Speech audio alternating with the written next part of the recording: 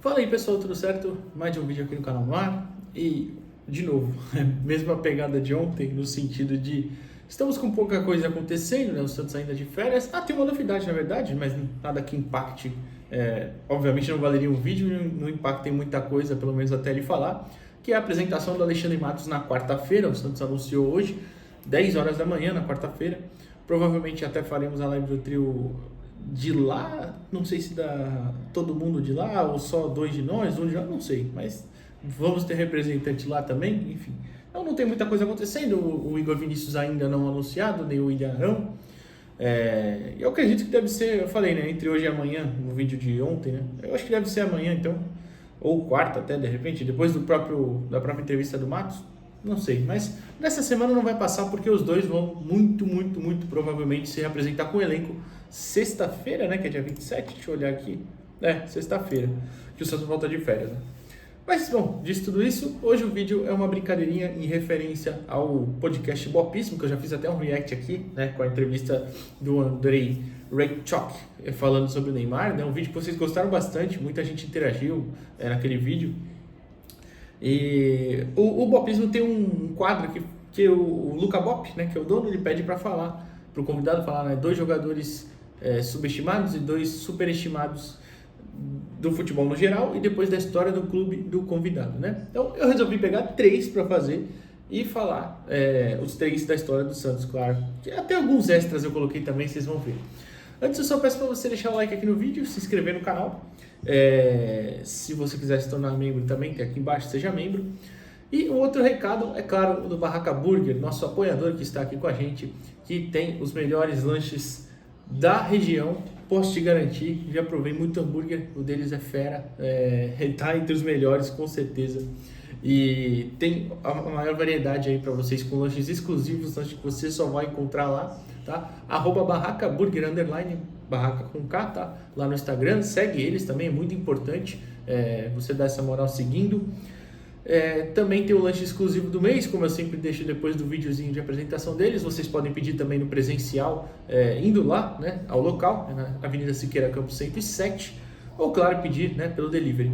E usando o cupom Jogo Falado, falando que viu aqui no canal, você pode aí ter seus 10% de desconto. Você pode aplicar o cupom na hora que você vai fazer o pedido lá no WhatsApp mesmo, tá? Você faz o pedido, ou no Instagram, claro, também. Aí você chama lá na hora e fala, vim pelo canal Jogo Falado, que aí você vai ter 10% de desconto, válido para o presencial e para o delivery também, tá bom? Lá no Barraca Burger. Bom, então vamos começar esse vídeo. 3 jogadores subestimados e 3 superestimados da história do Santos. Bom lembrar que subestimado é aquele cara que você acha que fez muito e não é tão reconhecido, ou às vezes, mesmo sendo reconhecido, não é tanto quanto deveria. E superestimado vai na outra linha. Não significa que eu acho um horror, não significa que eu acho que não deveria ter jogado aqui, mas eu acho que tem muito mais moral do que deveria, muito mais reconhecido do que deveria. É esse o ponto, essa é a definição dessas palavras mais ou menos aí, tá? No contexto geral é essa. Vou começar com subestimados. E não necessariamente em ordem, tá? Só vou falar os 3 mesmo. Mas, pra mim, um ídolo. Esse é ídolo, eu sei que ele é ídolo nosso. Aliás, talvez 2 até daqui dessa lista sejam, mas eu acho que deveriam ter mais moral ainda. E esse... Eu falei que ia ser sem ordem, mas talvez esse seja o primeiro mesmo. Que é o Renatinho. Renatinho, volante, claro, vocês sabem, passagens aqui entre 2001 e 2005, depois entre 2015 e 2017, né, ou 18, quando ele para, deixa eu ver, calma, o Renato para de jogar, hein? Eu sei que eu estava no último jogo dele pelo Santos e isso vai entrar na análise também, mas se eu só confirmar, acho que o Renatinho se aposenta em 2017. Não, 18, se aposenta em 2018, tá. Eu estava no último jogo dele aqui na Vila, que foi contra o Botafogo, né, 1-0, 1-0 não, foi 1-1 na Vila contra o Botafogo, o último jogo dele, não foi aquela despedida dele não, ele joga mais um que é contra o Atlético Mineiro, né, aquele 3-2, é isso? Ai, caraca, agora eu não lembro, minha memória agora está me traindo, mas eu acho que ele joga mais um jogo, mas enfim, eu tava nas rodadas finais, o Santos programou muito mal a despedida, é verdade, vendeu muito mal. Mas assim, foi um negócio melancólico, a Vila estava muito vazia mesmo. não tinha todo aquele apelo de despedida e tal. Eu lembro que ele entrou com uma camisa lá de... como é que se diz? Tinha um terninho assim, né, e tal. Não foi realmente uma grande despedida para ele, não merecia muito mais. Mas não é só por isso, né? Acho que isso contribui também. É um cara que foi campeão em 2 gerações no Santos, né? Foi campeão brasileiro, bicampeão brasileiro, né? Em 2002 e 2004. Depois campeão paulista em 15 e 16. E, claro, ele sempre foi um jogador muito técnico, que organizava muito bem a saída de bola, enxergava o jogo por trás, né? Tinha uma entrada na área na primeira passagem dele muito mais presente, né, do que na segunda. Na segunda ele era o primeiro volante da base ali, o Thiago Maia que fazia essa questão de marcar como primeiro volante, mas para jogar era o Renato. Inclusive foi o melhor período da carreira do Thiago Maia também, né? Pode olhar aí, acho que não jogou o tanto que ele jogou aqui entre 15 e 16. E o Renato jogou demais mesmo, 15 e 16 especialmente. 17 cai um pouquinho o nível também, 18. Mas jogou demais aqui mesmo, Renatinho. A primeira passagem também foi espetáculo. Que a primeira é até fácil falar, né? A gente foi campeão brasileiro 2 vezes, foi vice-campeão da Libertadores. E o Renato sempre sendo uma peça importantíssima. Um volante que nunca foi expulso na carreira dele, né? Teve também grande carreira no Sevilha, né? O Renato é ídolo lá. Jogou Copa América com a seleção brasileira e tudo mais, enfim, foi sempre um baita jogador o Renatinho, e eu acho que ele deveria ter mais moral ainda do que ele tem aqui na nossa história, né? 424 jogos, se eu não me engano é o 11º jogador com mais jogos na história do Santos, 424 jogos. Outro, esse fica mais difícil de reconhecer, eu acho, porque apesar de ter muita gente que gosta dele, mas acho que é um pouquinho difícil porque ele tem uma identificação com o rival, né? Foi muito campeão no rival, muitas vezes, né? E também ele acaba saindo daqui num período um pouco ruim, né? Que é o Kleber, lateral esquerdo, Kleber conhecido como Kleber Chicletinho. O que o Kleber jogou de bola aqui em 2006, 2007, meu Deus, o Kleber jogou demais. Era um senhor lateral esquerdo. Poucas vezes eu vi alguém com qualidade para bater na bola igual ele tinha, e passou por aqui, né? Chega em 2005, voltando do Basel da Suíça. Ele faz uma carreira muito boa ali no final dos anos 90 no Corinthians, né? Bicampeão brasileiro também, né? Campeão do Rio de São Paulo e tudo mais. Aí ele vai pro Basel da Suíça, ou é pro Sion, calma, acho que é pro Basel, isso. Ele vai pro Hannover, aliás, antes, olhei aqui agora, vai pro Basel depois, e aí volta pro Santos em 2005. 2005 joga pouco, mas 2006, 2007 é o nosso lateral esquerdo titular absoluto. Joga pra caramba, é bicampeão brasileiro, é bicampeão paulista, né? Vice-campeão brasileiro. Tá naquela campanha de Libertadores que a gente é semifinalista e merecia ter ido até a final. Mas enfim, jogou demais o Kleber, jogou demais. Tecnicamente, inclusive eu já falei isso uma vez, eu não lembro onde é que foi, algum debate assim, entende? Que tecnicamente pra mim ele foi o melhor lateral esquerdo que eu vi no Santos. Melhor até que o Léo. É que o Léo, claro, jogou mais vezes, teve uma identificação, era o cara mais raçudo, enfim, é diferente, então é maior na nossa história o Léo, claro, mas o Kleber, bola no pé, o Kleber jogou mais, e eu acho que ele é subestimado porque faltou ganhar, é verdade, mas ele passa por um período aqui muito bom e jogando demais. Em 2008, naquele time horroroso, aquele time péssimo, ele vai para o meio de campo, joga com a camisa 10 em alguns momentos, porque o time era muito ruim, então na esquerda às vezes jogava o Carleto, lembra? E como tinha alguma peça minimamente decente, era melhor o Kleber jogar no meio, para você ter 2 jogadores decentes ali no time. Era bem difícil. Ele não jogou tão bem como meia e tudo mais, né? Enfim. E aí em 2009 o Santos vende ele porque o Léo volta, né? Inclusive eu lembro de ter ficado puto, que eu queria que os dois jogassem, mas não foi o que acabou acontecendo. Ele queria ser titular, vai pro Inter, também no Inter joga pra caramba, é campeão da Libertadores, é campeão da Sul-Americana, o Inter é campeão de várias coisas, né? Ao longo ali da passagem dele, e aí ele se aposenta em 2014 no Figueirense, mas jogou demais o Kleber, jogou demais aqui mesmo. E o último, eu acho que é o Alex, o zagueiro Alex. O Alex jogou demais aqui no Santos, jogou demais mesmo. Teve uma passagem espetacular também, campeão brasileiro, vocês sabem, as Torres Gêmeas, né? Ele e o André Luiz, mas ele era muito mais zagueiro que o André Luiz, muito mais mesmo. Não chegou a voltar, né? Nunca chegou a voltar para o Santos, é verdade, e mesmo muita gente pedindo, mas eu lembro que acho que quando ele para, né, de jogar em 2015 ali no Milan, né, já não estava tão bem fisicamente, principalmente. Eu lembro que ele veio se tratar aqui ou alguma coisa assim e falou, né, que ia parar, que não aguentava mais. E, bom, fazer o quê, né? Paciência. Mas jogou muito aqui no Santos, 2002, 2003, 2004 ele sai no meio do ano, né? Vai lá pro PSV, é ídolo do PSV, ele é ídolo do Chelsea também, né? Apesar de não ser tão... É que ele é titular em 2 anos ali que o Chelsea... Acho que o Chelsea é campeão da Premier League uma vez no tempo que ele tá lá, mas não foi das melhores épocas, especialmente a nível europeu. O Chelsea perde aquela final pro Manchester United, eu acho que ele já tá no elenco, se eu não tô enganado. Mas enfim, vai pro PSG depois também, tem uma boa carreira no PSG, a gente fica acho que 3 temporadas lá. E aí depois no Milan já, né, bem parte final da carreira mesmo, o Milan também numa fase muito ruim, ele aposenta. Mas aqui o Alex jogou demais, um dos principais responsáveis pelo título brasileiro em 2002 e, enfim, baita jogador. Extras que eu coloquei de subestimados, poderia citar o Marquinhos aqui, Marquinhos em 2010, né? É que faltou o Marquinhos ganhar, né? Faltou o Marquinhos ser campeão aqui, mais, né? Faltou ficar mais tempo também.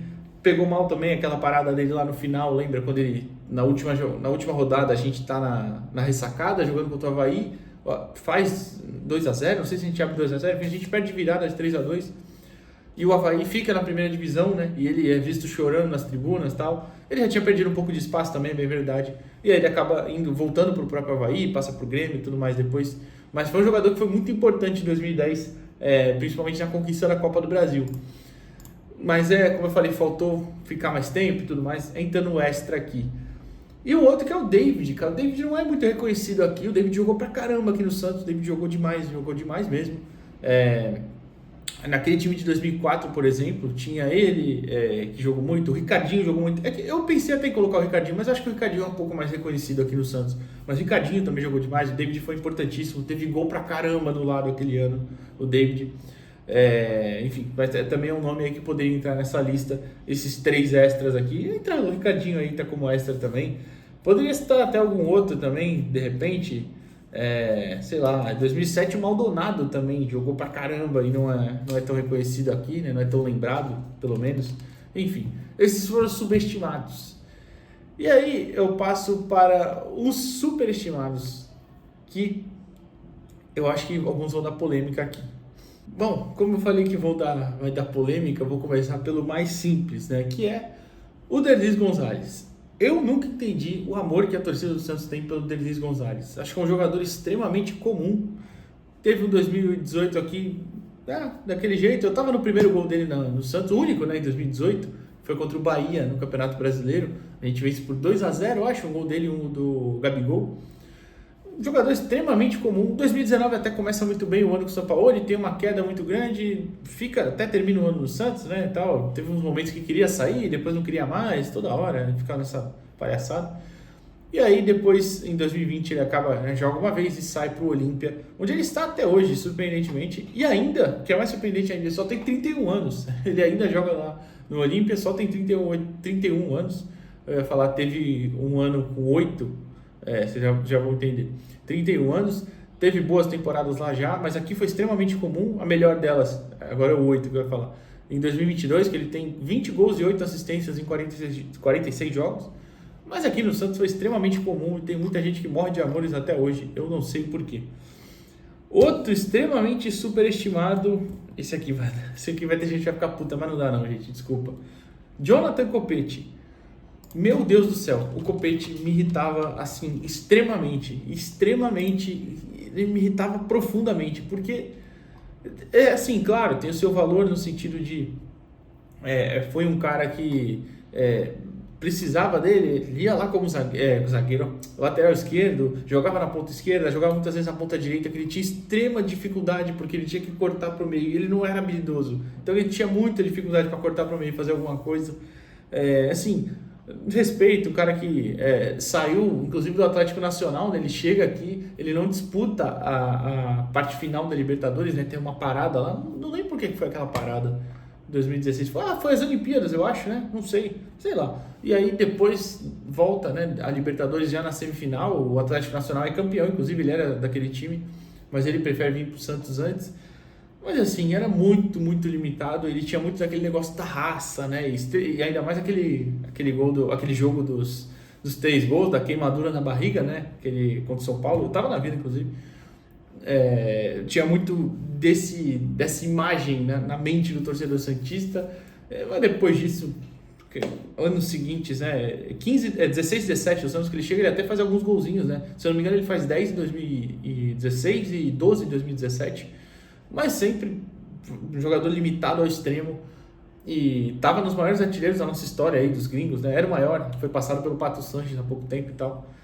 Mas depois 18, 19, pouco jogou, aí 20 ele é emprestado, volta para cá também joga pouco e aí roda por aí, né? Por outros clubes, mas não entendo também, é muito, muito idolatrado para pouca bola que jogava.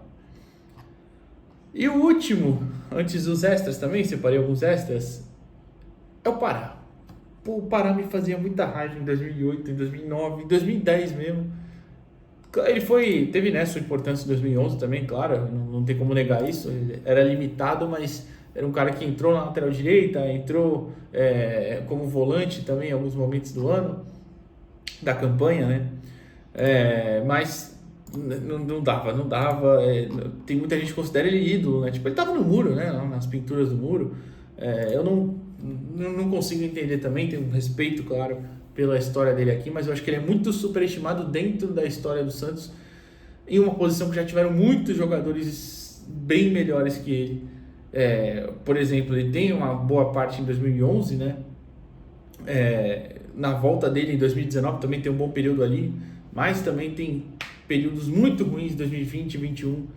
Não tem explicação ele ser considerado um grande ídolo e tal. Felipe Noronha vai ficar maluco se ele ver esse vídeo aqui e ouvir falar isso do Pará, mas de verdade não dava para mim. Eu não entendo a idolatria que ele tinha aqui de algumas pessoas pela raça, né? A raça que muitas vezes estraga outras coisas. E aí extras eu coloquei de superestimados um recente, que é o Joaquim. O Joaquim é um bom zagueiro, tá? Mas muita gente pinta ele aqui no Santos como se ele tivesse jogado o mesmo que o Alex jogou, por exemplo. Não é, tá? Nunca foi esse zagueiro todo. As pessoas esquecem, mas eu sempre gosto de citar.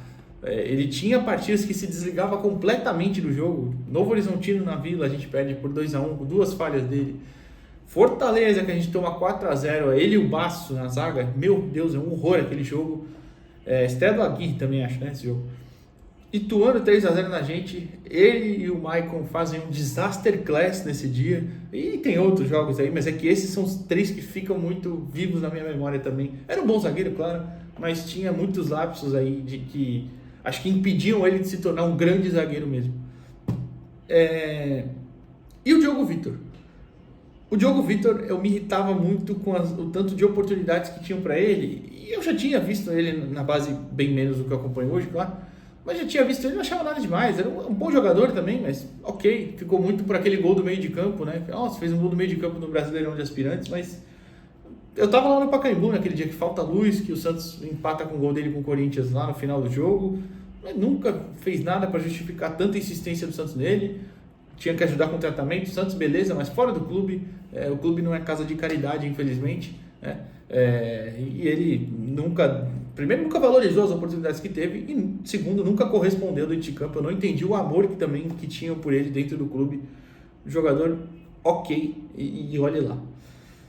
Mas enfim, 3 superestimados, 3 subestimados e alguns extras. Quais você concorda, quais você não concorda, quais você acha que poderiam estar nessa lista. Por exemplo, um outro que eu pensei depois é o Durval. Acho que o Durval é subestimado, poderia ter muito mais moral do que ele tem com a gente. Jogou pra caramba aqui o Durval. Enfim, quem você lembra aí? E deixa o like aqui no vídeo antes de ir embora. Se inscreve no canal. Até a próxima, pessoal. Valeu.